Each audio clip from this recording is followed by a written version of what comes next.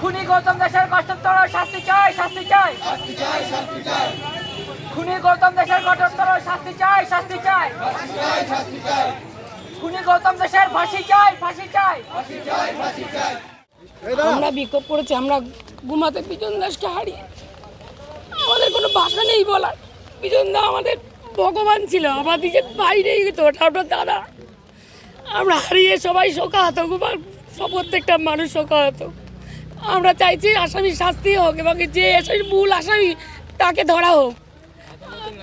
আদালত মূল আসামি ওকে তো যারা গুলি করেছে প্রকাশ্যে দেখেছে যারা, তার সেই আসামিকে ধরা হয়েছে, কিন্তু এর উপরও মাথা আছে। আমরা চাই ওই মাথাটাকে সামনে আনুক, প্রকৃত শাস্তি হোক তাদের। অবশ্যই অনেকে আছে, যেমন আমরা তো সেটা নাম সেভাবে বলতে পারছি না, আর এখানে বলতে পারবো না। গৌতম দাসই বলবে সেটা গৌতম দাসকে চার্জ করলে সেই বের করবে।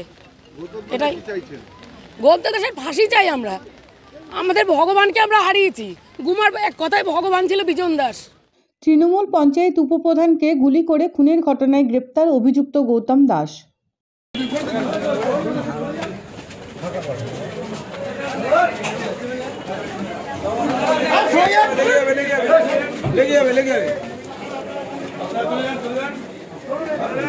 উত্তর চব্বিশ পরগনা জেলার অশোকনগর থানার গুমা ১ নম্বর পঞ্চায়েতের উপপ্রধান বিজন দাস খুনের ২৬ দিন পর গ্রেপ্তার হয় মূল অভিযুক্ত।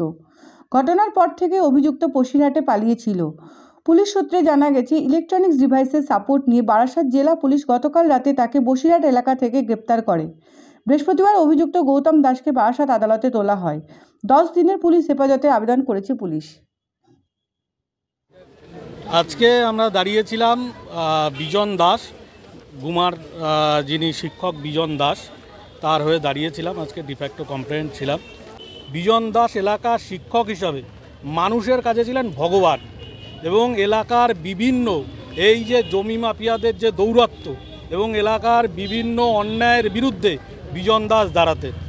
তাই বিজন দাসের ওপর এই ধরনের এই দুষ্কৃতীদের হামলা, আমরা আইনি পথে এই লড়াই লড়ব এবং যত দূর যেতে হয় যাব, কোনো অপরাধী ছাড়া পাবে না।